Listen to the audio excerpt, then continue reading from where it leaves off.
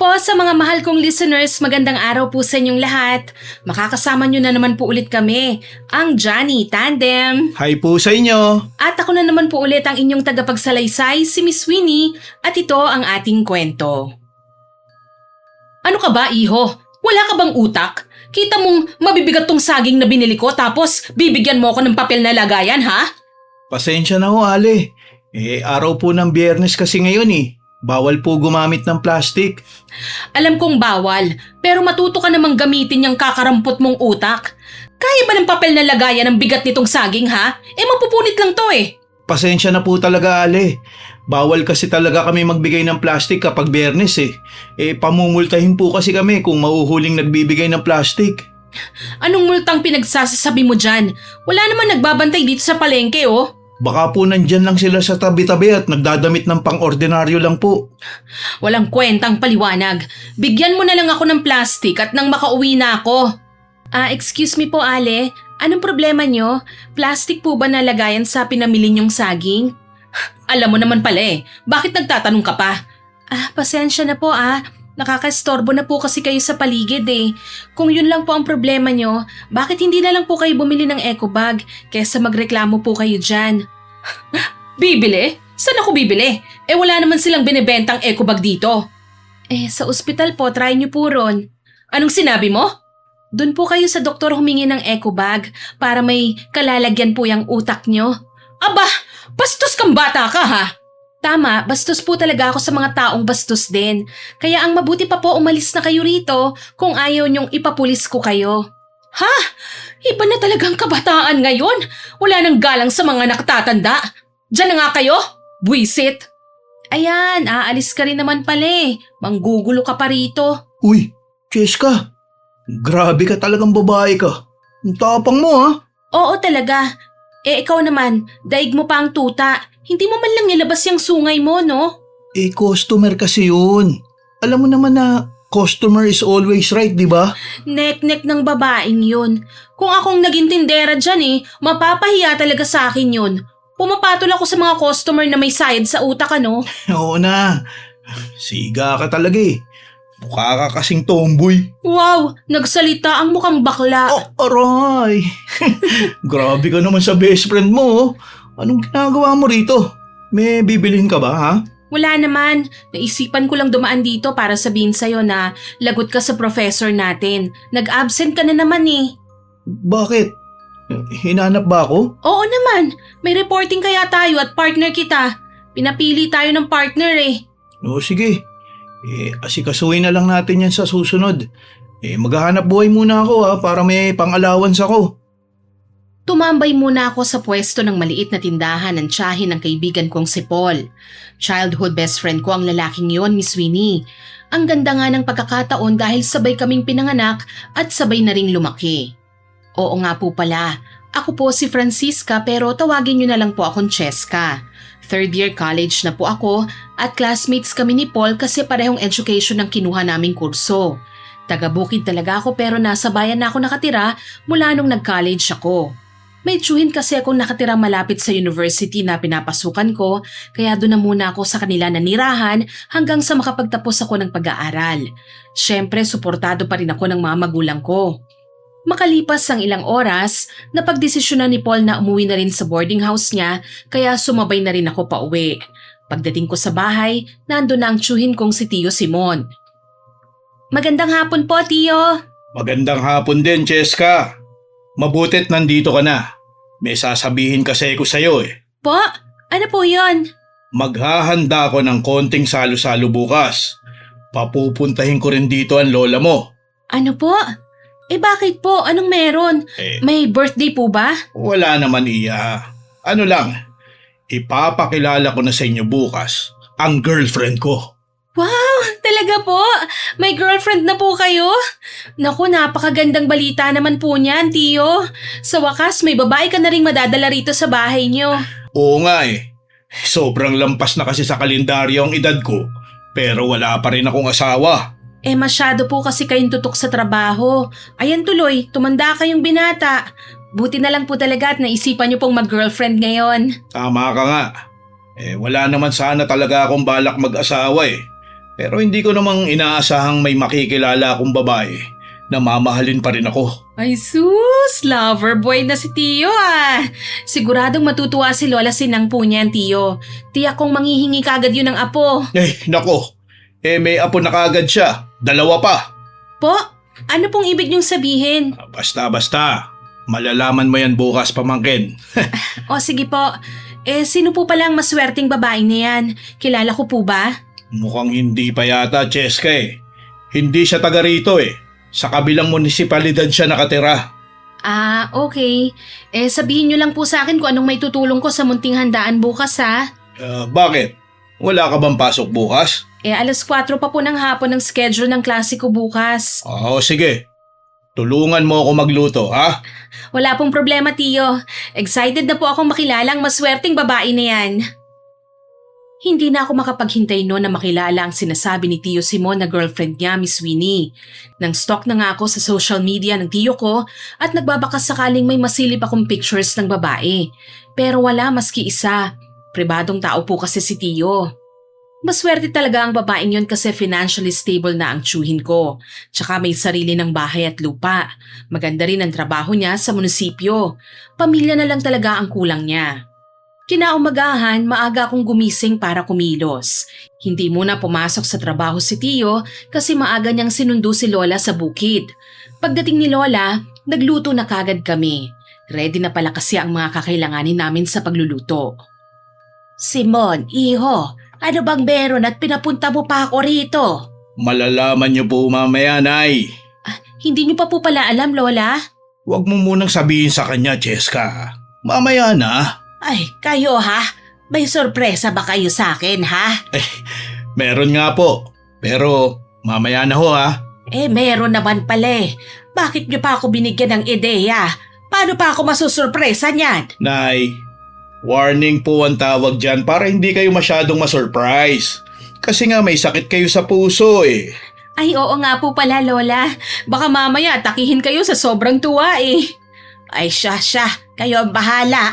Uy, naku. Oras na po pala Cheska, Nay, dito lang po kayo ha. May susunduin lang po ako.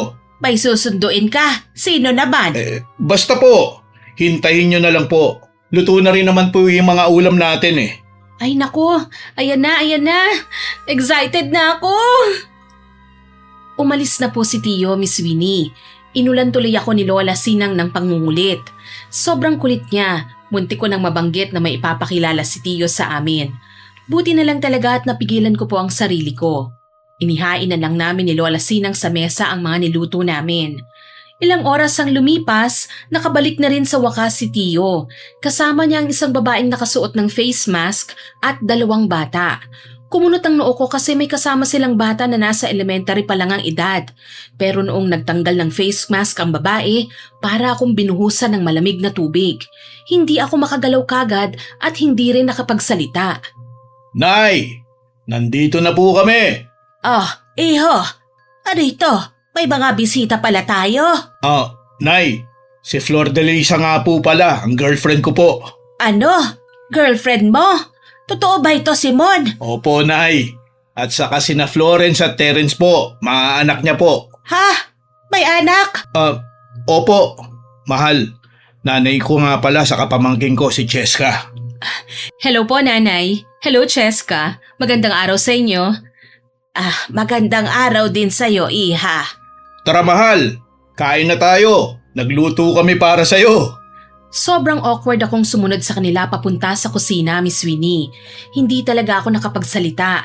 Kasi ang babaeng pinakilala ni Tio sa amin, walang iba kundi yung nakasagutan ko sa palengke. Grabe naman talaga maglaro ang tadhana. Ang pinagtataka ko lang, sobrang hinhin ng kilos ng babaeng yun ngayon. Hindi talaga makabasag pinggan. Sobrang layo dun sa ugaling pinakita niya habang pinagsisisigawan niya si Paul. Panay usap lang silang tatlo habang tahimik lang po ako. Lalo akong hindi makapaniwala na magiging instant tatay na pala ang tiyuhin ko. May girlfriend na nga siya, yun nga lang may 2 ng anak. Tahimik na lang akong nakikinig sa usapan nila. Taga saan ka nga pala, Iha? Dito lang po sa kabilang munisipalidad, Nanay. Malapit lang pala. Ano palang trabaho mo? Po? Nagbe-bake po ako.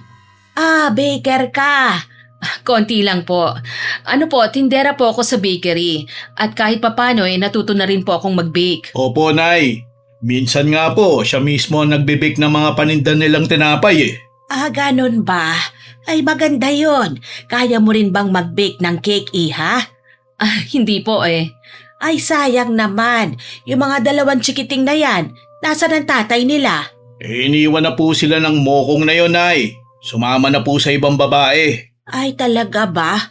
Totoo ba yon, iha? Opo. Kasal ka ba sa taong yon? Ay, hindi po. Hindi.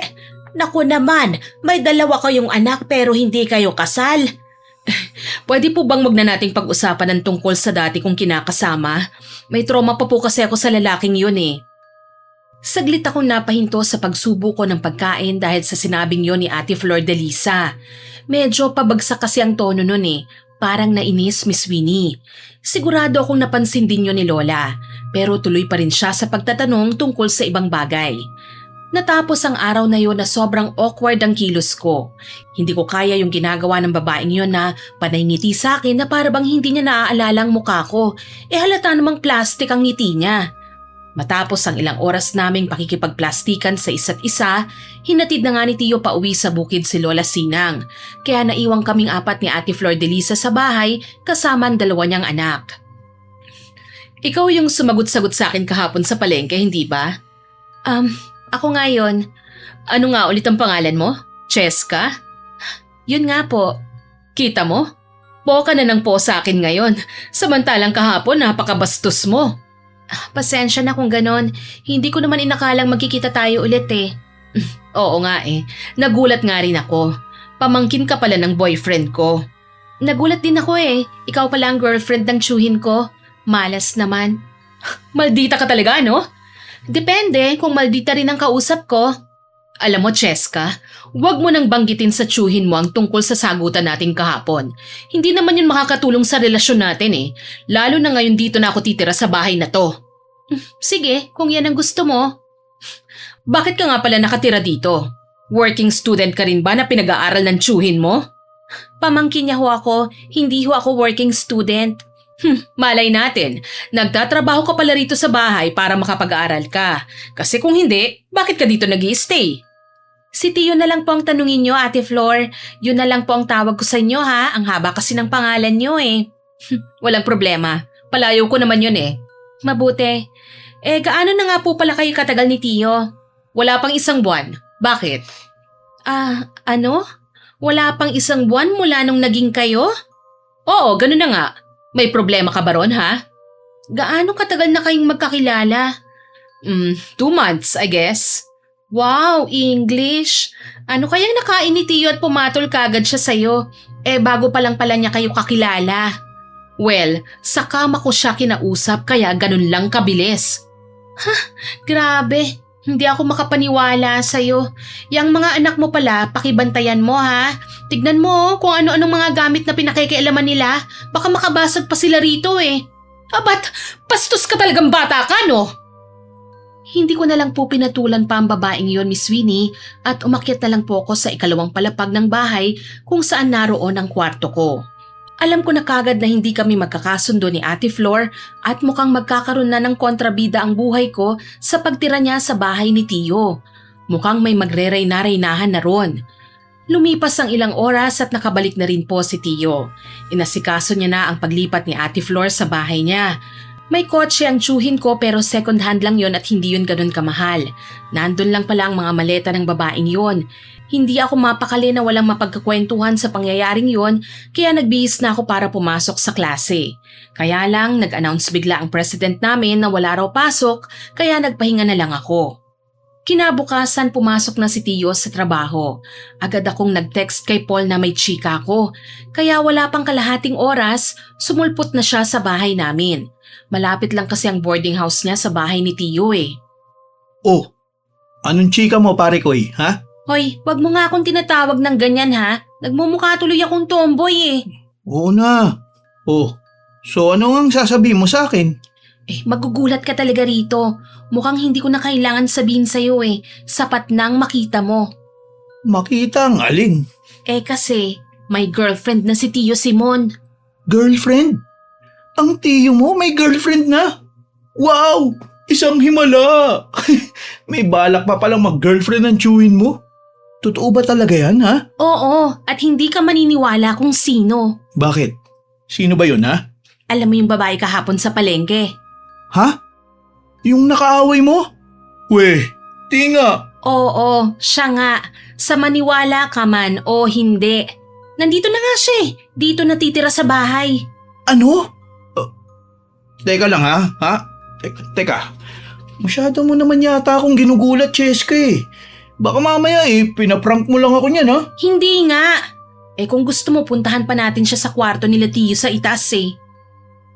Ako ba ang pinag-uusapan nyo? Ay, ate, Naku po. Siya nga. Totoo nga. sabi ko naman sa'yo eh. Wala ka bang pasok ha? Ang dami niyong oras para pag-usapan ako eh. Hindi po. Mali po kayo ng iniisip. Wala rin lang kayong pasok, may ipagagawa muna ako sa inyo. Diyan lang kayo ha, kunin ko lang saglit sa itaas. Parang na-estatwa si Paul sa kinauupuan niya sa sofa, Miss Winnie. Sobrang nanlaki ang mga mata niya, ni hindi siya maniwala sa nakita niya. Halatang takot nga lang siya sa babaeng yon kasi mukhang dragon naman talaga si Ate Flor Delice. Hinintay na lang namin siya ni Paul na makababa sa living room. Gusto ko na ngang umalis ron para inisin ng babaeng yun eh. Pero pinigilan naman ako ng kaibigan ko. Baka raw kasi magalit. Wala naman akong pakialam kung magalit siya. Maya-maya pa bumaba na si Ate Flor. May dala siyang white folder na may lamang mga papel. Nilapag niya yon sa mesa na nasa harapan namin. May laptop ba kayo? Gawan niyo nga ako ng resume at application letter. Bakit po? Mag-a-apply kayo ng trabaho? Oo Ang pangit kasi ng resume na pinagawa ko dati sa kakilala ko. Masyadong plain. Sigurado akong marunong kayong mag-design yan kaya pagandahin nyo na lang ha.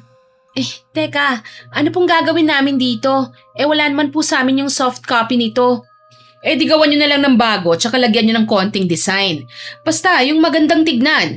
Tsaka ayusin nyo na rin yung application letter ko ha. Ha? Ano po?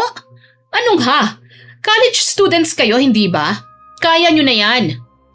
Natulala kami ni Paul ng ilang segundo bago kami nakakilos. Tinalikuran na kami ni Ate Flor at bumalik na sa itaas, Miss Winnie.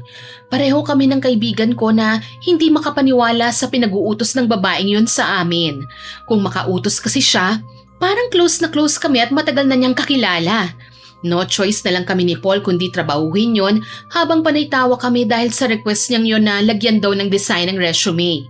Mabuti na lang at may laptop ako, tsaka may sariling wifi si Tio sa bahay. Nag-edit na nga po kami ni Paul. Makalipas ang isang oras, natapos na rin po namin ang request ni Ate Flor kaya tinawag na po namin siya. Oh, tapos na ba yan? Opo ate. Ha? Bakit parang wala naman nagbago sa design? Lalo na itong resume ko oh. Nag-improve na nga po yan ng malala eh. Ang dami-dami pong mali doon sa original. Tama po. Inayos na rin po namin ang grammar. Bakit walang design to? Wala man lang kakulay-kulay oh. Ano po bang design ang sinasabi nyo? Kahit anong design, basta magandang design. College students kayo, hindi ba? Alam nyo na dapat yun. Ate, anong akala nyo sa resume at application letter? Poster making? Kaloka naman kayo, oo. Hindi tinanggap yan nung nag-apply ako dati. Unang tingin pa lang nila dyan, niligwak na kagad. Wala kasing design eh. Hindi po yun dahil sa walang design. Kasi plain lang naman po dapat talaga yan eh. Anong plain? Hindi ah. Mas maganda pag may mga kulay-kulay yan. Ang pangit ng gawa nyo, wala namang pinagbago. Di sana ikaw na lang ang gumawa niyan kung panayreklamo ka naman, Ate Flor. Kung hindi lang sana ako busy sa mga anak ko, tapos na sana yan. Madali lang naman yan eh. Madali raw, pero hindi naman talaga marunong. Ano?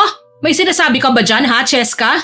Ang sabi ko po, may lakad pa po kasi kami ni Paul eh. Mauna na po kami ah. Uy, teka. May lakad tayo? Oo, ano ka ba? Ang slow mo talaga. Oo nga po pala. May gagawin kaming report. Aalis na po kami Lumabas kami ng bahay na yon nang hindi makapaniwala sa kakapalan ng mukha ng babaeng yon, Miss Winnie. Naglakad na lang kami ni Paul papunta sa boarding house niya. Bit-bit niya ang laptop ko. Naisipan naming simulan na lang gawin ang report namin para hindi na kami ma-stress sa katangahan ni Ate Flor de Lisa. Makalipas ang ilang oras, lunchtime na. Doon ako kumain sa boarding house ng kaibigan ko kasi ayoko pa pong umuwi eh. Hanggang sa dumating na ang oras ng pasukan. Tsaka lang ako bumalik sa bahay para magbihis at sabay na kaming pumasok ni Paul. Sabay pa rin kaming umuwi nung natapos ang 2 oras naming klase ng araw na yon. Kinagabihan, may dalang karne si Tio. Mabilis na kumilos si Ate Flor para lutuin yon. Nagulat talaga ako sa ugaling pinapakita niya tuwing nandyan si Tio. Bumabait kasi siya bigla, hindi lang sa tsuhin ko, kundi pati na rin sa akin. Napaka-plastic talaga ng babaeng yon. Panay salita pa siya habang nagluluto. Simon, mahal, pwede ba akong magtrabaho sa motor trade? Sa motor trade? Ayos lang naman. Susubukan kong pumasok doon para may trabaho rin ako nang makatulong naman ako sa'yo. Hindi mo naman kailangang gawin yon, mahal. Pwede naman dito ka na lang sa bahay eh. Susuportahan naman kita. Hayaan mo na, para may sarili rin akong income. Maganda kaya yun? Sige, ikaw ang bahala. Cheska, hingin ko nga pala yung pinagawa kong resume at application letter ko kanina sa'yo, ha? Po? Sige po.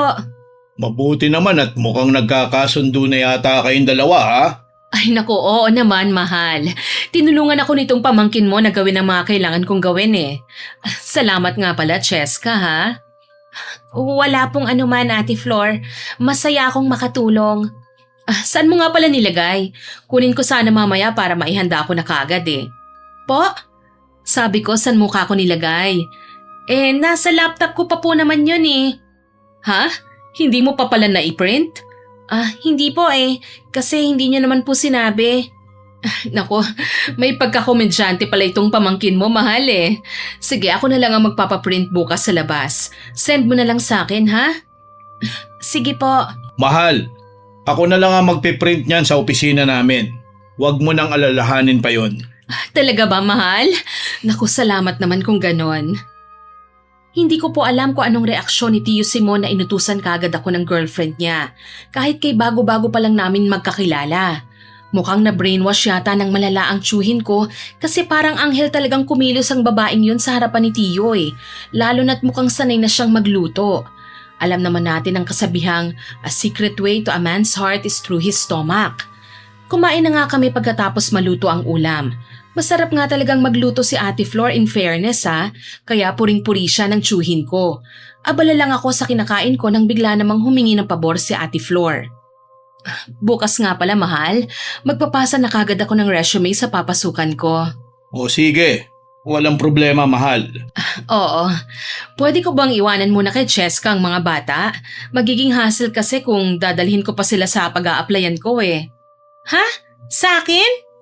Ayos lang ba sa'yo, Cheska? May klase po ako bukas, Tio. Di ba tuwing hapon hanggang gabi lang naman ang klase mo, Cheska? Depende po yun sa schedule namin. Minsan umaga, minsan hapon, minsan naman po gabi. Ay naku mahal, paano kaya ito? Gusto ko sanang ako na magbabantay. Kaso bawal dalhin sa opisina namin eh. Ganun ba?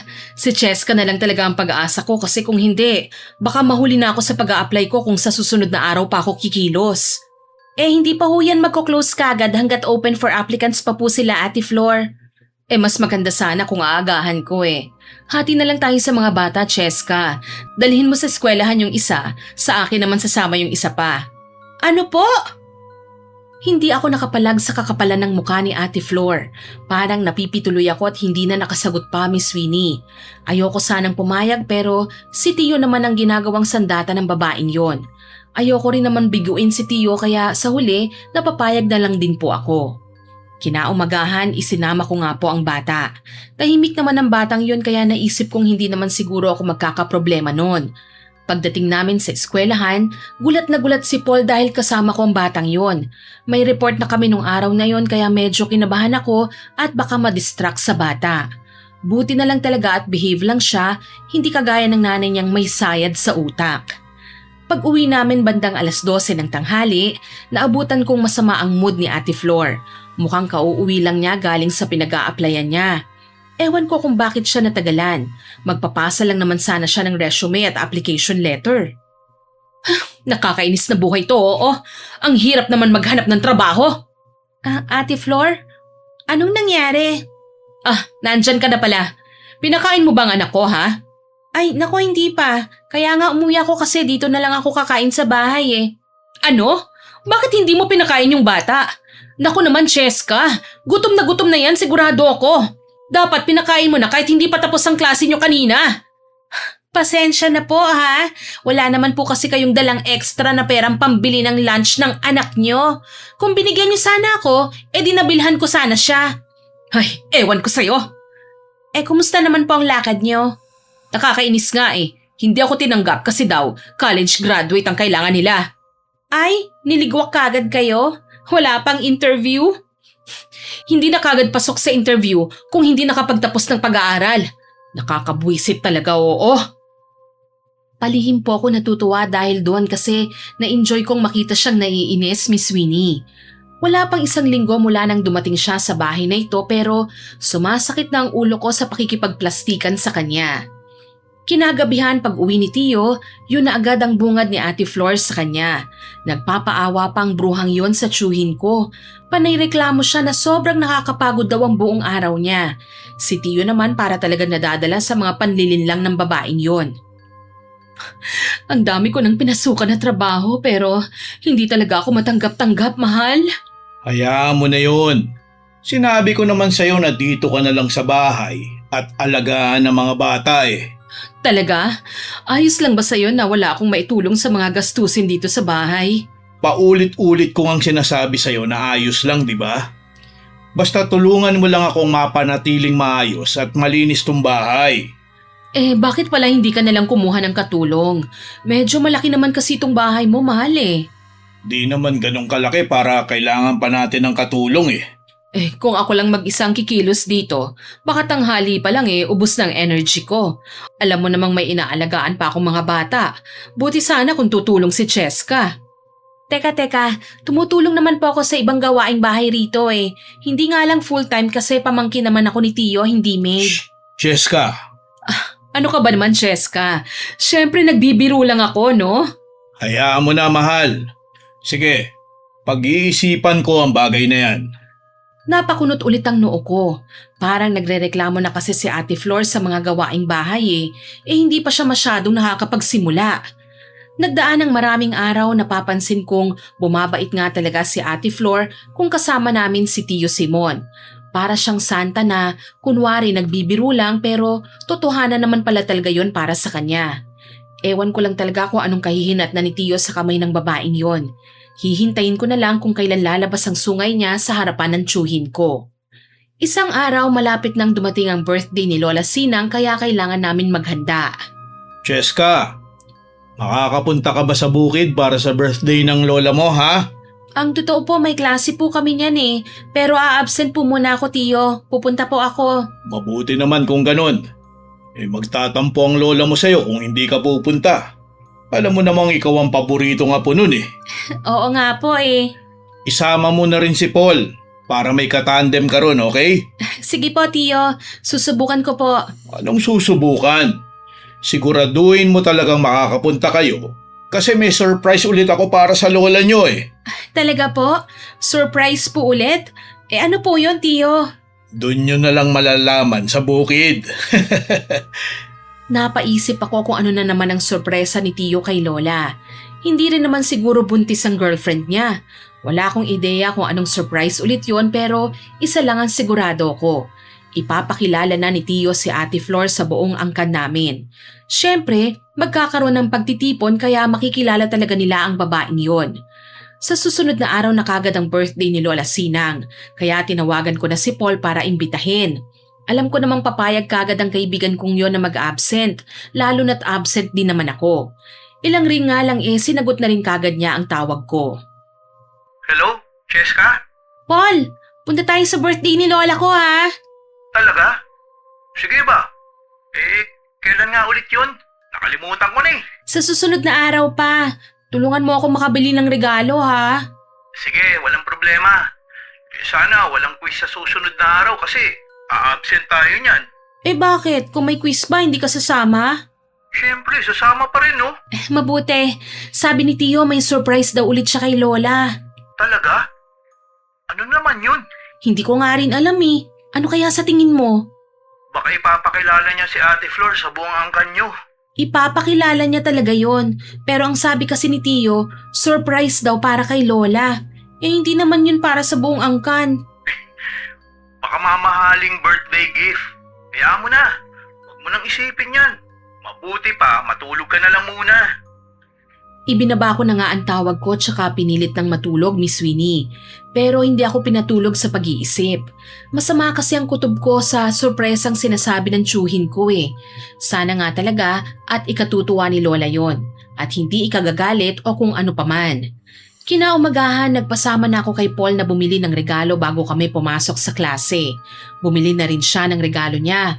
Mabilis lumipas ang oras, dumating din ang araw ng selebrasyon. Sabay kaming lahat na pumunta sa bukid.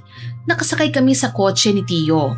Yung bahay kasi ni Lola sa bukid, nasa tabi lang ng kalsada at kayang-kaya talaga yun puntahan gamit ang kotse. Marami pong tao pagdating namin doon. Nandun ang mga kamag-anak, kapitbahay, kaibigan at kakilala ng lola ko. Si Tio pa rin ang naging center of attraction kasi may kasama nga siyang babae na may 2 pang anak. Bago nga kami kumain, biglang nagsalita si Tio at nakuha niya ang atensyon ng lahat. Magandang araw sa lahat ng mga kaanak ko dyan. Gusto ko lang sanang ipakilala itong magandang babae na kasama ko. Siya nga pala si Flor de Lisa, ang girlfriend ko. Hello po sa inyong lahat. Masaya akong ma-meet na rin kayo sa wakas. Oo, at itong mga batang ito, anak ni Flor de Lisa. Pero hindi ko apo ang mga ito, ha? Ay, naku Lola, ano bang sinasabi niyo dyan? Biro lang yun, apo. Sinanay talaga mapagbiro. May sorpresa pa naman po ako sa inyo eh. Talaga, iho? Ano yun? Magpapakasal na po kami ng anak niyo, Nanay. Ano? Ano po? Magpapakasal? Naku, Cheska, tama ba yung narinig ko? Ano raw? Kasal? Iho, ulitin mo nga yung sinabi mo. Magpapakasal ka na. Opo, Nay. Yun ang sorpresa ko. Matutupad na rin po sa wakas sa matagal nyo nang hinihingi sa akin. Pero, Simon, anak, Bakit po, Nanay? May sasabihin po ba kayo? Gaya ni Lola Sinang, nagulat din po ako, Miss Winnie. Napansin kong hindi masaya si Lola sa anunsyong yon, bagay na hindi ko inaasahan kasi ang alam ko, matagal nang hinihiling ni Lola na mag-asawa na si Tio kasi tumatanda na siya. Pero sa pagkakataong pong yon, halatang hindi masaya ang Lola ko. Kumain na sila at nakipagtsikahan sa mga kamag-anak namin. Nilapitan ko na rin ang nanay ko at panay tanong siya sa akin tungkol kay Ate Flor. Wala naman po akong ibang sinagot kundi ang alam ko lang, no less, no more. Hanggang sa bigla akong tinawag ni Lola para kausapin habang busy pa sina Tio at Ate Flor sa pakikipagkumustahan sa ibang tao. Cheska, iha, sabihin mo nga sa akin, anong nakain niyang tsuhin mo at bigla-bigla na lang siyang magpapakasal? Lola, di po ba yun naman po ang gusto niyo? Oo nga, pero hindi naman sa taong kakakilala pa lang niya. Wala pa nga 3 buwan nang magkakilala sila Hindi ba, apo? Opo Ewan ko nga po dyan kay Tio. Pabigla-bigla po kasi siya Hindi kaya buntis na ang babaeng yun, ha? Hindi ko nga po alam, Lola Mukhang hindi rin naman buntis. Malaki lang yata ang bilbil. Lola, oo. Totoo naman Tsaka, kumusta ang ugali ng babaeng yan, apo? Babait ba? So far po, wala naman po siyang ibang binigay sa akin kundi sakit ng ulo. Ano? Anong ibig mong sabihin, apo? Napapansin ko lang po kasi na panayreklamo po siya sa mga bagay-bagay. Nung nakaraan nga po siya na nga yung tinulungan namin ni Paul, siya pa ang nagreklamo. Ay, ganun ba? Sabi ko na nga ba masama talaga ang kutob ko sa babaeng yan nung una ko pa lang siyang nakita. Pero wala po tayong magagawa dyan, Lola Baka kasalan na po siya ni Tio. Hindi ko naman gusto makialam sa desisyon ng anak ko. Pero isa lang ang masasabi ko, apo. Hindi ko gusto ang babaeng yan. Natuwa po ako ng sobra nang sabihin ni Lola sa akin yon, Miss Winnie. Pareho kaming ayaw sa babaeng yon. Bago pa gumabi, niyaya na kami ni Tio Simon na umuwi na raw kami kasi pagod na raw ang girlfriend niya na panayang reklamo dahil sobrang init. Inimbitahan naman kami ni Lola na doon na raw muna matulog kahit ayaw niya sa girlfriend ng tiyuhin ko. Kaya lang naman ayaw ng babaeng yun na matulog doon. Hindi ko alam kung bakit pero halatang nag-iinarte lang. Pag uwi namin nakatulog na nga kagad si Ate Flor de Lisa. Pinauwi ko na rin si Paul sa boarding house niya kasi balak kong kausapin ang tiyuhin ko. Tio? Oh, Cheska, may kailangan ka? Sigurado na po ba kayo dyan sa desisyon niyong magpakasal? Oo naman. Abay, bakit? Ano po kasi, bago niyo lang po kasing nakilala si Ate Flor. Hindi ba mas maganda kung kilalanin niyo po muna siya bago kayo pumasok sa pagiging mag-asawa? Baka mamaya magsisi po kayo niyan. Naiintindihan ko ang gusto mong iparating, Cheska. Pero tignan mo naman ako, hindi na ako bumabata. Magsasayang pa ba ako ng panahon kung ang haba na ng panahong sinayang ko?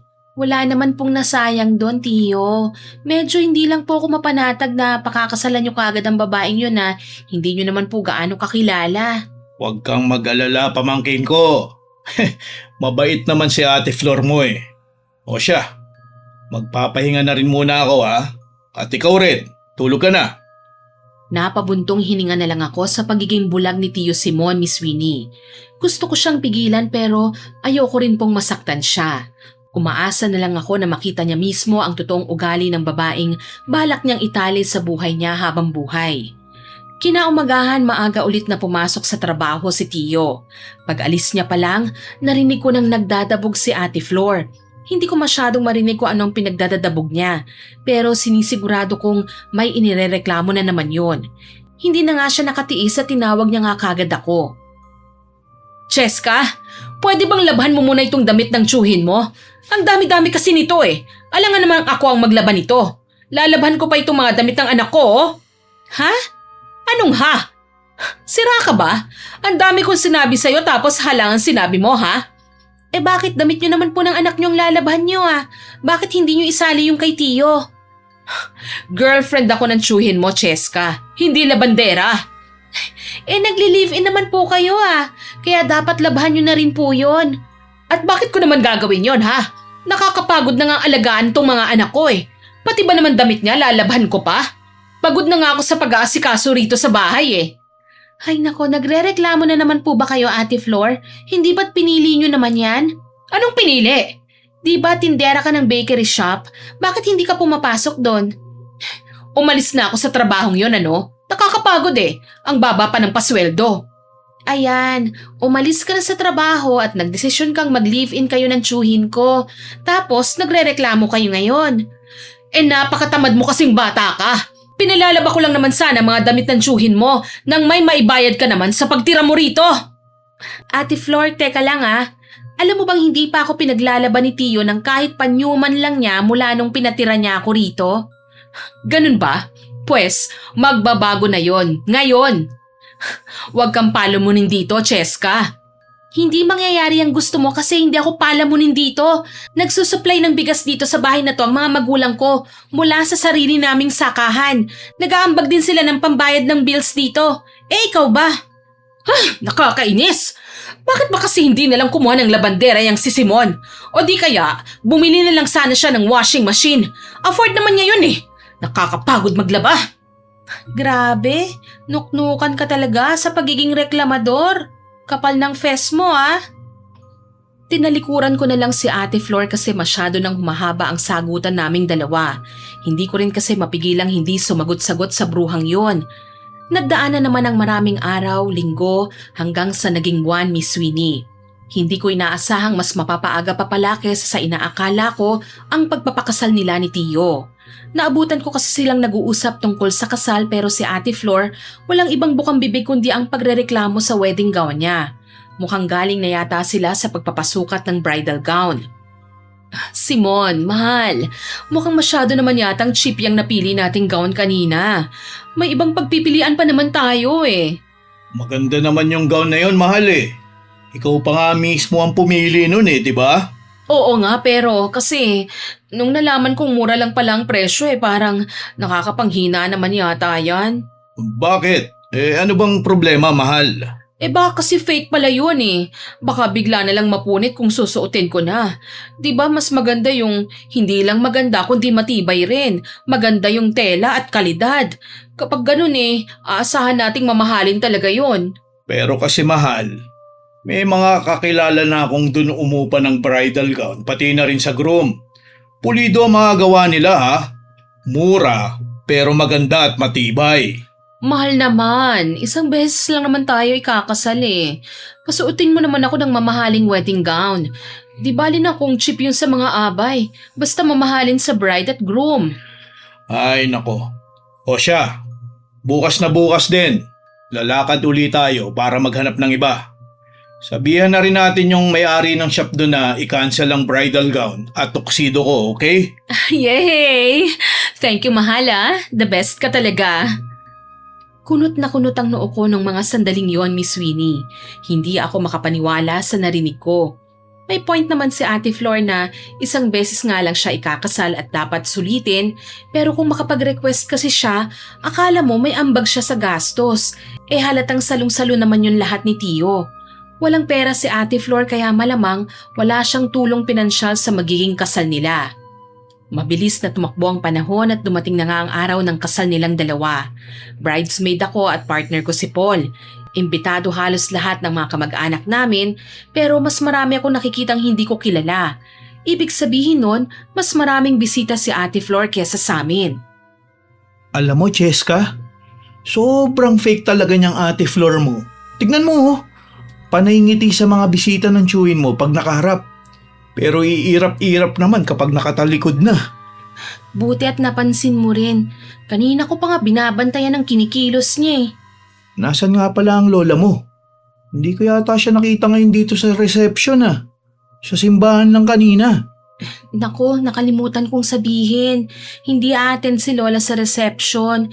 Umuwi na kagad pagkatapos ng seremonya. Talaga?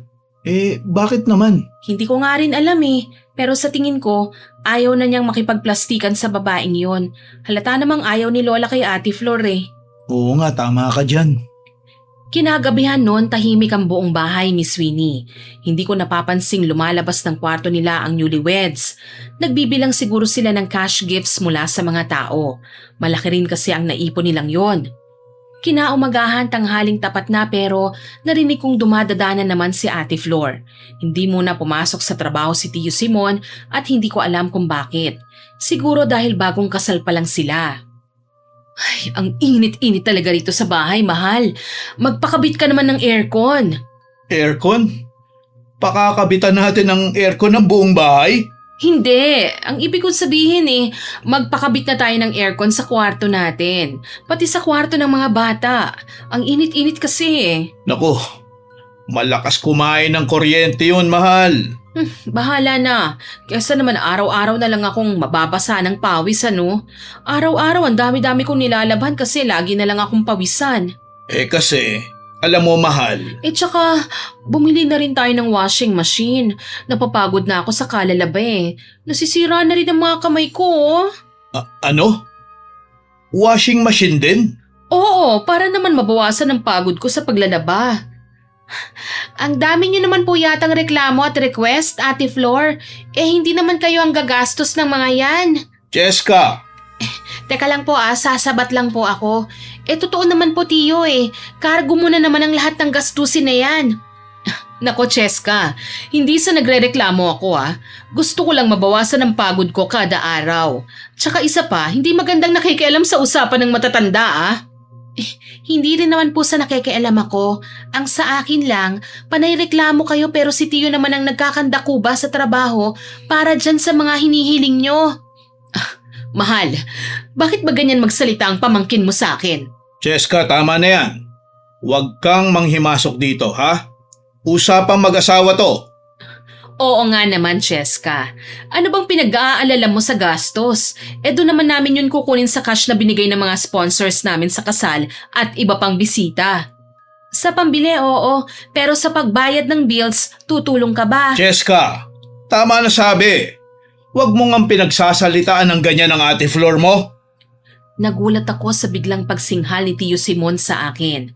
Yun ang unang beses na sininghalan niya ako, Miss Winnie, kaya hindi ako nakaimik. Nag-walk out na lang ako ron at pagkatapos kong masilayan ang peking ngiti ni Ate Flor sa akin. Kinaumagahan, nagulat na lang ako kasi may mga nag-deliver na ng 2 bagong aircon at isang washing machine sa bahay.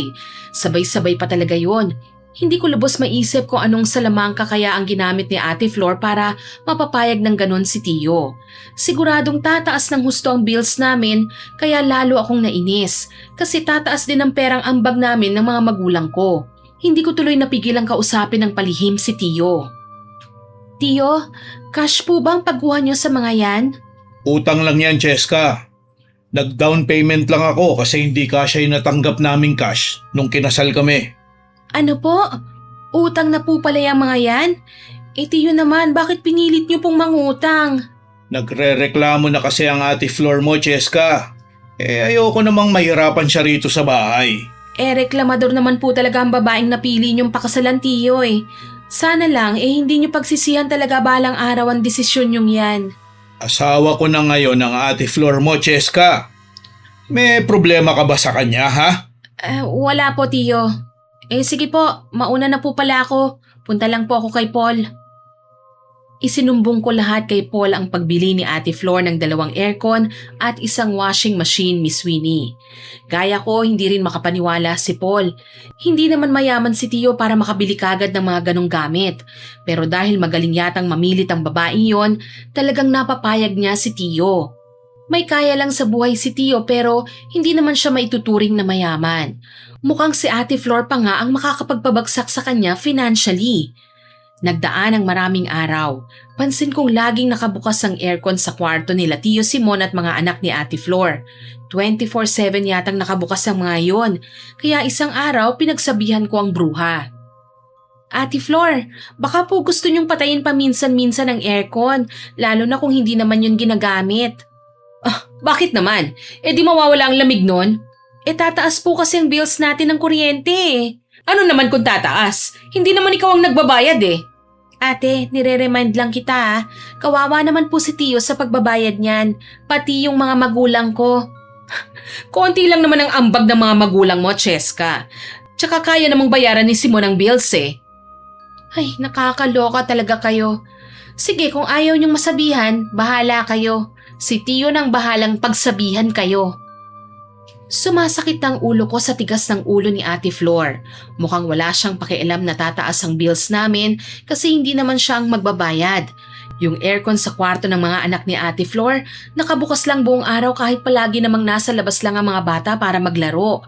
Hindi ko talaga alam kung gaano kalala ang sayad sa utak ng babaeng yon. Hanggang sa isang araw, dumating na nga po ang bill namin sa kuryente.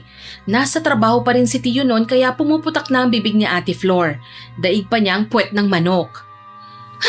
Ano ba naman yan? Bakit ganito kalaki ang bill natin? Hindi naman ganun karaming appliances natin Seryoso, Ate Flor? Naririnig mo ba ang sarili mo? Ano na naman bang kailangan mo, Cheska? Iinisin mo na naman ba ako, ha? Hindi naman, pero anong pinuputok ng butsi mo dyan? Nakita mo ba itong bill, ha? Konti na lang, 7,000 na! Hindi po ako magtataka. Sinabi ko naman po sa inyo, hindi ba? Ayaw nyo lang makinig sa akin noon. 2 aircon at isang washing machine lang naman yon. Wala naman tayong ref. Hindi rin naman ganun karaming ilaw rito sa bahay. Halos 24/7 na nakabukas ang aircon nyo tapos magtataka kayo ngayon kung bakit mataas ang bill? Seryoso ba kayo? Bakit? Anong gusto mo, Cheska? Matuwa ako? Kagagawan niyo po yan, ate. Bakit ka nagre-reklamo ngayon? Tsaka hindi naman ikaw ang nagbabayad, di ba?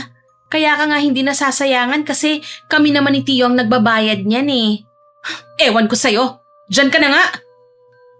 Napapailing na lang ako sa babaeng yon. Hindi naman siguro siya bobo para mag-expect na mababa ang bill namin ng kuryente pagkatapos niyang gawing freezer ang 2 kwarto ng bahay. Iba pa nga yung bill ng tubig May wifi pa. Ewan ko lang kung gaano kalaki ang babayaran namin doon. Pag-uwi ni Tio, sinalubong kagad siya ng pagrereklamo ng asawa niya tungkol sa laki ng bills namin. Walang choice si Tio kundi bigyan ng 7K si Ate Flor para bayaran yon. Pero ang bruha, nagrereklamo na naman. Mahal, bakit 7,000 lang tong binigay mo?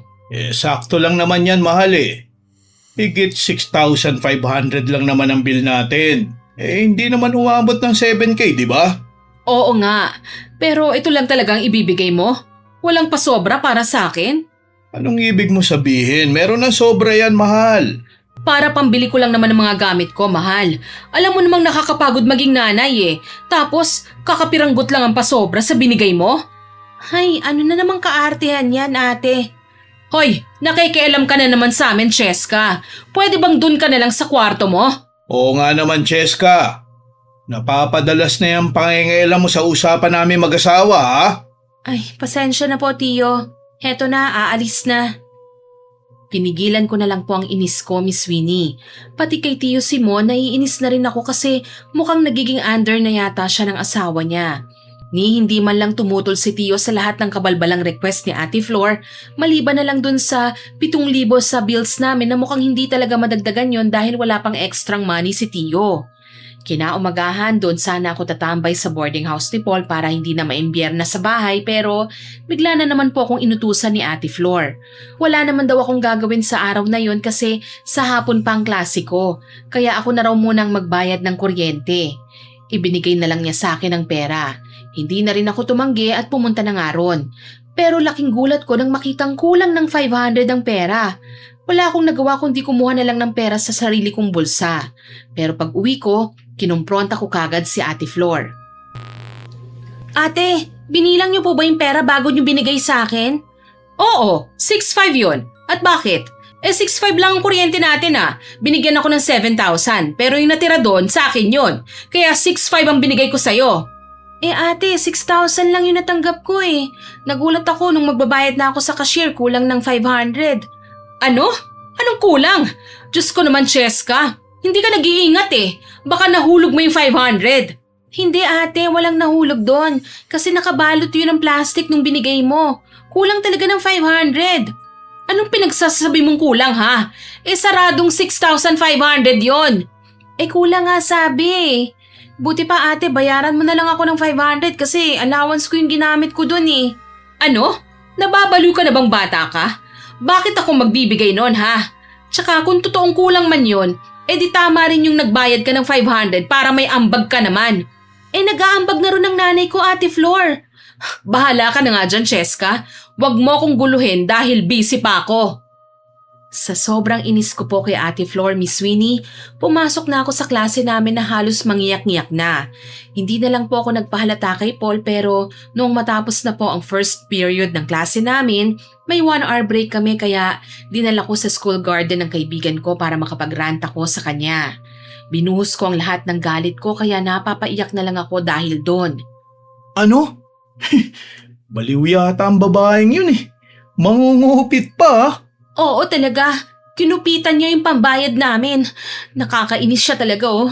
Nawalan tuloy ako ng allowance na 500. Isumbong mo na yung sa tiyuhin mo, Cheska. Hindi ko alam kung papaburan ba ako ni Tio. Mukhang na-brainwash na kasi siya ng bruhang babaeng yun eh. Sinasabi ko na nga ba't masamang ugali ng babaeng yun eh. Lola? Lola Sinang, nakakagulat naman po kayo. Anong ginagawa niyo rito sa school namin? Ay, gusto lang kitang dalawin, Apo. Alam ko dito kita matatagpuan at nakita nga kita rito. Kanina pa po ba kayo dyan? Oo, hindi niyo ako napansin eh. Narinig ko tuloy lahat ng pinag-usapan niyo. Naku naman Lola, nanggugulat kayo eh. Pwede naman pong sa bahay niyo na lang ako dalawin. Bakit dito pa sa university? Buti at hindi kayo naligaw. Apo, bakit naman ako maliligaw sa universidad kung saan tumanda ako sa pagtuturo? Ay oo nga po pala, dito nga po pala kayo nag-retire sa pagtuturo. Oo, Apo. Ngayong alam ko na ang ugali niyang pinakasalan ng anak ko. Humanda talaga sa akin ang babaeng yun kasi tuturuan ko siya ng leksyon. Bakit po Lola? Ano pong gagawin niyo? Malalaman mo rin, Apo. Wala ka na bang klase ngayon? Meron pa po mamaya, may 2 subject pa po kami. Ganun ba? Anong oras ka makakauwi niyan? Mamayang gabi pa po, Lola. O siya, sige. Mauna na ako At least nakita na kita. Doon ako matutulog ngayon sa bahay ni Simon. Talaga po? Sige po, Lola. Doon ka na po sa kwarto ko matulog mamaya. Tabi po tayo. Sige, Iha. Mag-iingat ka sa pag-uwi niyo mamaya Opo, ingat din po kayo, La. Umalis na nga si Lola. Excited ako noon na matapos ang klase para makauwi na rin ako kagad at makasama ng mas mahabang oras ang lola ko.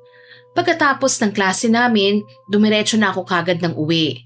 Hinatid pa ako ni Paul sa bahay bago siya umuwi sa boarding house niya. Pagdating ko sa bahay, naabutan ko si Lola na galing sa silid ni Tio pero hindi ko naman siya tinanong kung anong ginawa niya ron. Nasa kusina naman sina Tio at Ate Flor at nagluluto ng hapunan. Nay! Cheska! Halina kayo! Kakain na tayo! Sige, Iho. Bababa na kami. O dahan-dahan lang po kayo at baka madulas kayo sa hagdan, Lola. Aalalayan ko na po kayo. Ay, salamat, Apo. Ano nga palang nangyari sa tsuhin mo? Bakit parang pumayat yata siya at namumutla? Po, parang hindi ko naman po napapansin yon, Lola. Araw-araw mo kasi siyang nakikita kaya hindi mo napapansin. Naku, hindi ko po alam. Tanungin na lang po natin siya mamaya. Inaalagaan ba siya ng husto ng asawa niyang masama ang ugali? Shh, Lola, baka marinig po kayo. Malapit na po tayo sa kusina. Huwag ko lang talagang malalamang nagkasakit ng anak ko dahil sa kaartehan ng babaeng yun. Ako, makakatikim sa akin yung babaeng yan. Tahimik na po, Lola. Nandito na po tayo. Oh, anong pinagbubulungan yung dalawa, ha? Wala naman. Maupo na kayo, Nay. Cheska! Naging normal ang eksenang noon habang kumakain kami. Hindi masyadong nagtatanong ng pang-hot seat si Lola laban kay Ate Flor pero halatang matalim ang titig ni Lola sa babaeng yon.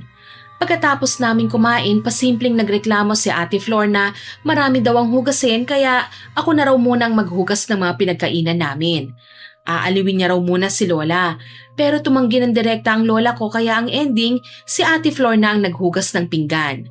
Pagkatapos ng ilang oras, matutulog na sana kaming lahat nang biglang umubo ng malakas si Tio at tumakbo sa kusina. Sinundan siya ni Lola at narinig kong nagkakagulo sila sa kusina.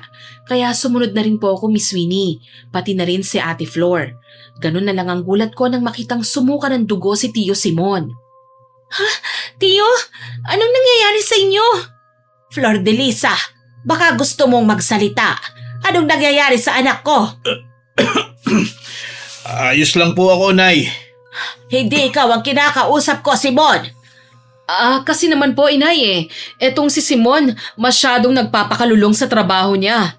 Ayaw magpahinga, kaya ayan tuloy at nagbunga ang katigasan ng ulo niya. Anong sabi mo? Kumakayod sa trabahong anak ko tapos sasabihin mong matigas ang ulo niya? Hindi naman ho sa ganon, Nanay.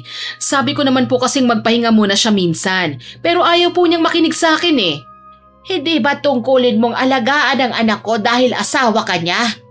Inaalagaan ko naman po ang anak niyo, Inay. Pinagluluto ko nga po siya Pinapabaunan ng masarap na pagkain. Pinaglalaba. Bakit nagkasakit ang anak ko? Malay ko ho ba? Pinagsisilbihan ko naman ho yung asawa ko. Kaya nga lagi na lang ako napapagod Mahal, Nay, wag na po kayong magtalo. Ayos lang naman po ako Pagod lang po ito. Hindi na ako sumabat sa usapan nila kasi pinipigilan ko ang sarili kong mabara ang bruhang yon. May lakas ng loob na siyang sagutin ng ganon ng lola ko. Sa halip na makipagtagisan ng kamalditahan kay Ate Flor, inasikaso ko na lang si Tio kasi mukhang walang balak ang asawa niyang alagaan siya. Nagtampu-tampuhan pa si Ate Flor na akala mo naman ay bagay sa kanya. Kaming dalawa na lang ni Lola ang nag-alaga kay Tio ng gabing yon, Miss Winnie. Kasi nagdahilan si Ate Flor na aalagaan niya raw muna ang mga anak niya kasi may lagnat daw. Ewan ko ba kung totoo yon. Mukhang malakas naman ang mga bata. Hindi na talaga ako natutuwa dyan sa ugaling ipinapakita ng asawa mo, Simon. Huwag niyo na pong pag-initan si Flor, Nay. Kawawa naman po siya Anong kawawa? Ikaw ang kawawa sa babaeng yon. Kailan pa nagsimula itong sakit mo? Medyo matagal-tagal na rin po Kailan ka? Kung hindi ako nagkakamali, nagsimula po ito nung malapit na kaming ikasal ni Flor. Kita mo? Nakalimutan mo bang may sakit ka na dati dahil sa overfatigue? Tapos ngayon mukhang bumalik na naman ang sakit mo dahil sa pareho pa ring dahilan. Sobra sa pagod. Tiyo, baka po dapat magpa-check up na po kayo. Hindi na, Cheska. Siguradong sobrang mahal na mga gamot niyan. Mukhang hindi ko pa kasi afford ngayon eh. Ang dami ko pang gastusin. Bakit anak? Ano bang gagastusan mo maliban dyan sa asawa mo? Yung monthly na hulugan po sa kotse ko, Nay. Medyo mahal din po yun. Saka balak po ni Flor na i-enroll ang mga bata sa isang private school. Medyo mabigat po talaga sa bulsa ang tuition fee dun. Pinag-iipunan ko pa po yun eh. Ano? Bakit kailangan sa private school pa talaga? May public naman na free ang tuition na. Mas maganda raw po kasi ang kalidad ng pagtuturo dun sa private school na sinasabi ng asawa ko, Nay. Ay, Diyos ko naman. Reklamador na nga, ambisyosa pa. Wala na kaming nagawa pa ni Lola, Miss Winnie. Hindi na rin makontrol ni Lola ang mga desisyon ni Tio Simon kasi malaki na siya at pamilyado na. At bago kami matulog, nagtaka ko sa pananahimik ni Lola. Para bang may malalim siyang iniisip. Hanggang sa bigla na lang niya akong niyaya na sumama sa kanya sa bukid pag uwi niya. Kasi may ipagagawa raw siya sa akin.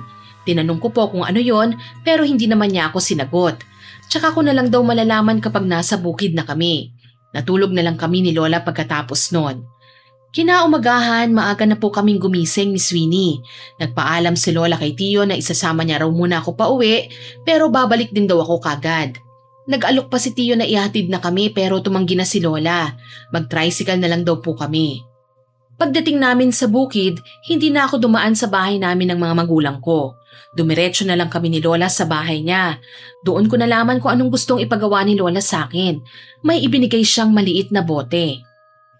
Lola, hindi po ba ito yung likido para sa 24 oras na pagtalab ng kulam? Taba ka, iha. Ano pong gagawin ko rito? Isahog mo yan sa kahit na anong kakainin ni Flor de Lisa na may sabaw. Gusto ko siyang turuan ng leksyon. Pero Lola, maraming dekada na po ang nakalipas mula nung huli niyo itong ginamit.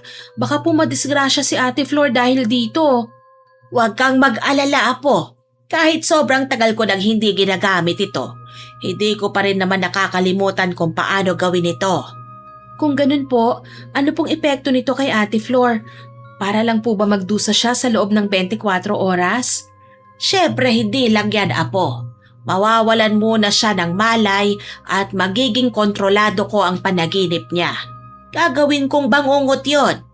Tapos po, babalaan ko siya roon na itigil na niya ang pagiging reklamador niya sa lahat ng bagay dahil naapektuhan na ang kalusugan ng anak ko. Tapos, pag nagising na po siya, doon niya mararanasan ang lahat ng sakit ng katawan na dala ng kulam niyo? Ganon na nga, iha. Kaya mas mabuting sa gabi mo isahog ang pagkain niya, yang likidong yan. Tiyakin mong siya ang makakakain nun at hindi ang tsuhin mo, ha? O ang mga bastardong anak niya. Sige po, Lola. Maaasahan niyo po ako. Hindi muna ako umuwi kagad. Nakipagkwentuhan lang ako kay Lola hanggang sa lumipas ang maraming oras. Tsaka pa lang ako bumaba ng bahay at dumiretso na sa university kasi nagbihis na po ako doon pa lang sa bahay ni Lola. Ikinuwento ko kay Paul ang nangyari. Hiningi ko ang opinion niya kung tama ba itong balak naming gawin ng lola ko. Bakit ngayon nyo lang naisip yan, Cheska? Naku naman dapat noon nyo pa ginawa yan eh. Ano? Pabor ka rin pala rito? Bakit hindi? Deserve naman yan ni Ate Flor eh. Dapat lang sa kanyang turuan ng leksyon. Pero wala naman siguro kayong balak na patayin siya, no? Baliw, syempre wala Hindi mamamatay tao ang lola ko. Yun naman pala eh. Pero paano nyo ngayon gagawin yun? Gusto mo bang tulungan kita? Medyo kinakabahan nga ako sa totoo lang. Baka mahuli niya ako. Kailangan mo ba ng moral support ha? Doon ako maghahapunan sa inyo mamaya. Pag maabutan ako ng tiyuhin mo na hinatid ka, paniguradong iimbitahan niya ako doon na maghapunan, di ba? Ay sus, para-paraan ka naman Ang sabihin mo, gusto mo lang makalibre ng pagkain, Kung ayaw mo di wag. Uy, ito naman. Oo na, sige na. Tulungan mo na lang din ako mag-isip kung paano ito magagawa ng walang anumang sabit. Mabuti pa, ikaw na mismo ang magluto ng ulam nyo. Yung may sabawan lutuin mo. Tapos ikaw na rin ang maghain sa kani-kanilang plato para maayos ang galawan mo. Ako ang magluluto? Sige, wala namang problema yon. Pero ano kayang lulutuin ko? Akong bahala. Sasamahan kita duman sa palengke mamaya para bumili ng karne. Sakto dahil maaga naman matatapos ang klase natin ngayon eh. Oo, sige. Ginawa na nga namin ni Paul ang plano. Sinamahan niya ako sa palengke at hinatid pa uwi. Sakto ring nakita siya ni Tio Simon kaya doon na nga siya kakain. Nagpresenta na kagad ako na magluto ng ulam namin. Naging smooth nga ang galawan ko noon. Binahiran ko ng likido ang platong gagamitin ni Ate Flor, tsaka noong hindi siya nakatingin sa akin at abala sa paghahanda ng mga kubyertos, palihim ko nang nilagyan ng likido ang pagkain ng bruha. Nagkatinginan pa kami ni Paul at palihim na napangiti. Teka, marunong ka ba talagang magluto, ha, Cheska? Opo, Ate Flor. Bakit? Bakit ang tabang naman yata nitong niluto mong ulam? Po? Matabang po? Tio, matabang po ba sa inyo? Hindi naman ah. Sakto lang naman ang lasa. Oh, sakto lang naman daw, Ate Flor. Ay, ewan. Masarap naman pero minsan tumatabang eh. Masarap naman po ang luto ni Cheska, Ate Flor. Baka guni-gunin nyo lang po yan. Natapos ang hapunan namin na sobrang kabado ko, pero excited din ako sa kabilang banda. Ayaw pa sanang umuwi ni Paul at balak pang dun siya matulog pero hindi na po ako pumayag, Miss Winnie. Baka po kasi mahalata na kami kung dun pa siya matutulog.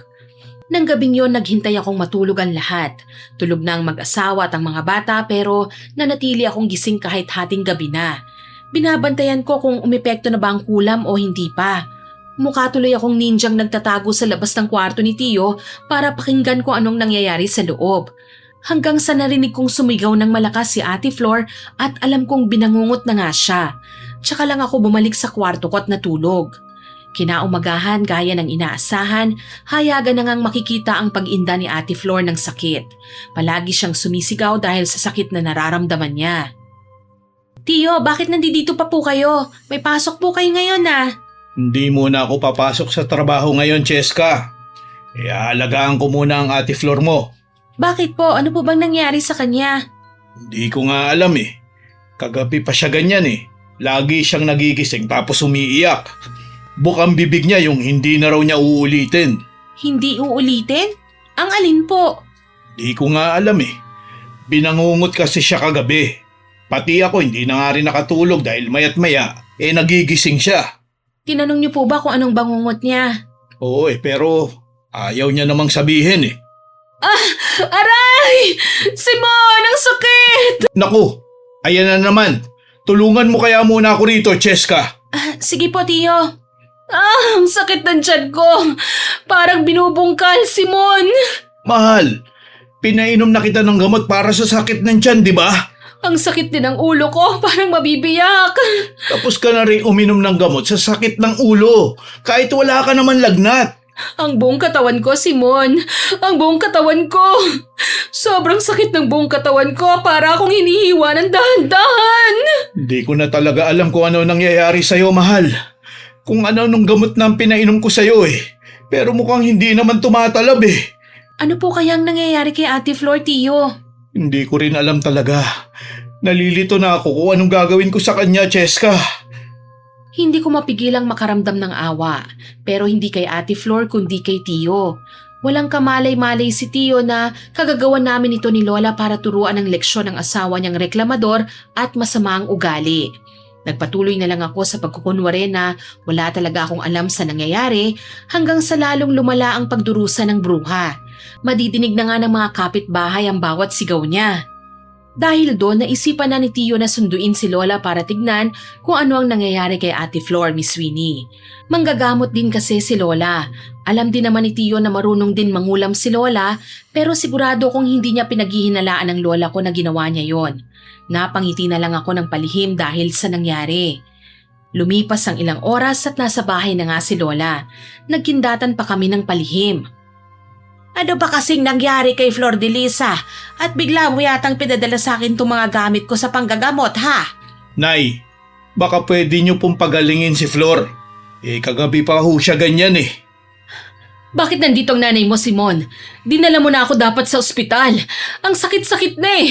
Pamamatay na yata ako. Mahal, huwag kang mag-alala. Marunong manggamot ang nanay ko. Saka na kita ipapatingin sa doktor kung hindi ka kayang pagalingin ni nanay. Ay nako, mukhang hindi maganda itong nangyayari sa'yo ha, Flor de Lisa. Tignan mo ang katawan mo, oh. Pulang-pula ka, para kang nasunog sa araw. Nanay, pwede po bang gamutin niyo na lang ako? Oo, sige. Simon, iho, mabuti pang magluto ka na ng tinolang manok. Magandang kumain si Flor de Lisa noon pagkatapos ko siyang gamutin. Tinolang manok? Ano naman pong kinalaman nun sa karamdaman ko ngayon? Pampainit lang ng sikmura yon, iha. Eh kung ganon, pwede bang nilagang baka na lang? Mas gusto ko ng baka eh. Sawang-sawa na ako sa manok. Lagi na lang yun ang ulam namin. Ay, reklamador ka talagang babae ka. May sakit ka na nga, nagagawa mo pang mag-request. Ano po? May sinasabi ba kayo, nanay? Wala, iha. Wala akong sinabi. Nay, maiwan ko na po muna kayo rito ah. Pupunta muna ako sa palengke para bumili po ng karning baka. Oo, sige, iho. Mag-iingat ka. Ako na ang bahala rito sa asawa mo. Pag-alis ni Tio Simon, napangiti ng malapad si Lola Miss Winnie. Tingin ko, sinadya niyang maghanap ng paraan para umalis muna si Tio. Sa ganoong paraan, makakausap niya ng masinsinan si Ate Flor. Pagkaalis ni Tio, siya namang pagdating ni Paul. Labas-masok na ang kaibigan ko sa bahay ni Tio kasi hindi naman siya iba sa amin. Ano na nangyayari? Huli na ba ako sa balita ha? Hindi, Paul. Saktong-sakto lang ang dating mo. Bakit nandito kayong lahat sa kwarto ko, ha? Si nanay lang ang gagamot sa akin. At ikaw, Cheska. Ikaw din, Paul. Pwede bang doon na lang kayo sa sala, ha? Hindi, iha. Dito lang sila. Bakit naman ho? Alam mo kasi, Flor de Lisa, hindi mo dapat pinapahirapan ang anak ko. Asawa mo siya, hindi ba? Hindi katulong, hindi bangko, at lalong hindi alipin. Po? Anong sinasabi niyo dyan, Inay? Didiretsahin na kita, ha? Hindi kita gusto para sa anak ko. Pero wala na akong magagawa dahil pinakasalan ka na niya. Ano? Ayokong maging masamang biyanan sa'yo. Maganda ang trato ko sa lahat ng daughter-in-laws ko maliban sa'yo. Alam mo kung bakit? Dahil mababait din silang lahat. Maliban sa'yo. Inuulit ko ha, maliban sa'yo. Inay, ano ba itong pinagsasabi niyo sa akin? Makinig ka na lang ng mabuti para maintindihan mo kung anong nangyayari sa'yo, Ate Flor. Para sabihin ko sa'yo, Flor de Lisa, hindi kita gagamutin. Ano? Kung ganon, dalhin niyo na lang ako sa ospital. Para na ako mamamatay sa sakit na iniinda ko eh. Hindi ka rin mapapagaling ng mga doktor, iha. Walang ibang makapagpapagaling sa'yo kundi ang nagbigay sa'yo ng parusang yan. Ano? Anong ibig niyong sabihin? Hindi mo pa kilala ng gusto ang pamilya namin, Flor. Hindi mo alam kung anong kaya namin gawin na hindi kaya ng mga karaniwang tao. Ano? Sinasabi niyo po bang kulam ito? Mangkukulam kayo? Ayun! Sa wakas! Natumbok niya na rin. Pero, retired teacher po kayo, hindi ba? Paano nangyaring mangkukulam pala ang isang guro? Wala naman pong batas na nagsasabing bawal maging teacher ang sino mang marunong mangkulam eh. Tumahimik ka dyan, Paul. Huwag kang makialam sa usapang pamilya. Bakit ka ba nandito sa bahay namin, ha? Umalis ka na nga! Patawa ka talaga, Flor de Lisa. Si Paul, mas pamilya pa nga ang turing namin sa kanya kaysa sa'yo eh. Ano po ba talagang kailangan niyo sa akin? Simple lang. Huwag mong pahirapan ang anak ko sa pagiging reklamador mo. Lahat gusto mong makamit. Pinagagawa mo ng pinagagawa yun sa asawa mo. At ikaw, gawin mo ang tungkulin mo bilang asawa niya. Bakit? Ginagawa ko naman talaga yun Hinahayaan niyo lang pong magkasakit si Tio, Ate Flor, dahil marami kayong kapritsyo. Hindi niyo nga siya inaalagaan nung sumuka siya ng dugo eh. Partida ha, nandito pa si Lola nun. Hindi kita titigilan hanggat hindi mo binabago yan masama mong ugali, Flor de Lisa. Kung gusto mong matanggap kita, umayos ka. Ayoko na nga sa'yo dahil disgrasyada kang babae. 2 na ang anak mong pinaako sa anak ko. Hindi ka pa talaga bumawi sa ugali mo, ha? Opo, Inay. Pasensya na po. Patawarin niyo po ako. Aayusin ko ng ugali ko. Magpapakabait na ako, hindi na po ako magrereklamo. Alam mo, Flor de Lisa, hindi talaga ako madaling maniwala. Sa tanda kong ito sa tingin mo ba maniniwala ako sa salita lang? Patutunayan ko po yun sa inyo, inay. Bigyan niyo lang po ako ng second chance. Magiging mabuting asawa na po ako. Pues, tignan natin. Nay, anong ibig sabihin po nito? Tiyo? Naku, nalintikan na. Hindi namin inaasahang marinig ang boses ni Tiyo Simon na noong mga sandaling yon nasa pintuan na pala ng kwarto nila at aksidenteng nakarinig sa pinag-uusapan namin. Para tuloy kaming pinako sa aming kinatatayuan noon. Galit na galit si Tiyo Simon sa amin ni Lola at Paul. Nasaktan siya ng husto sa nalaman niya. Naiintindihan ko naman po si Tiyo kasi nag-aalala siya sa isang bagay na kagagawan din pala naming lahat. Masakit po talaga yon. Ipaliwanag niyo sa akin kung ano nangyayari. Anak, kasi Ano po? Kinulam niyo ang asawa ko? Paano niyo nagawa sa amin to, Nay? At ikaw, Cheska, ang laki ng tiwala ko sa iyong bata ka. Pero kasabwat ka pala rito? Pati yung kaibigan mo na yan? Tiyo, magpapaliwanag po kami. Talagang kailangan niyo magpaliwanag habang nakakapagtimpi pa ako sa inyo. Tiyo, gusto lang po namin turuan ni Lola ng leksyon si Ate Flor. Anong tuturuan? Mukha bang estudyante niya ang asawa ko, ha? Kumalba ka. Teka muna, Simon. Wala akong balak patayin si Flor de Lisa. Pinatitikim ko lang sa kanya kung ano ang pagdurusa ang mararanasan niya kung hindi siya magtitino bilang asawa mo. Bakit po ba? Mukha bang hindi matino ang asawa ko, ha? Ginagawa ko ito para sa'yo, iho. Ayokong maging sunod-sunuran ka lang sa asawa mo. Nagpapasarap lang siya rito sa bahay mo habang ikaw panay ang trabaho. Tapos siya, panay reklamo, panay pabili. Pero hindi pa rin po tama, nasaktan niyo siya, inay. O sige, sabihin na nating mali yun. Pero may magandang resulta naman ito, hindi ba? Tignan mo, nangako na ang asawa mo na mula gayon, magpapakabait na siya. Hindi ba, Flor de Lisa? Oo po, inay. Nangangako po ako sa inyong lahat na magiging mabuting asawa na po ako. Pero mahal, Huwag ka nang magalit sa kanila, mahal. Aminado naman akong mali ako eh. Naging pabigat ako sa iyo at wala na akong ibang ginawa kundi magreklamo sa mga kaya mong ibigay sa akin. kung ganun, gamutin niyo na lang po ang asawa ko, Nay. Basta mangangako kayo na hindi na mauulit to, ha? Hindi na po talaga yan mauulit kung hindi na rin po uulit si Ate Flor sa pagiging reklamador niya. Nakadepende lang naman po yan sa ugali niya eh. At pagkatapos ng 24 oras, gagaling din naman ang asawa mo, Simon. Kaya huwag kang mag-alala dyan. Walang masamang mangyayari sa kanya. Natapos ang usapang yon na masama pa rin po ang loob ni Tiyo Simon. Pero humingi na kami ng tawad sa kanya, Miss Winnie. Alam kong alam din ni Tiyo ang mali ni Ate Flor, kaya napatawad niya rin kami nila Lola Sinang at Paul. Hindi muna umuwi si Lola sa bukid nung araw na yon at hinintay munang matapos ang 24 oras.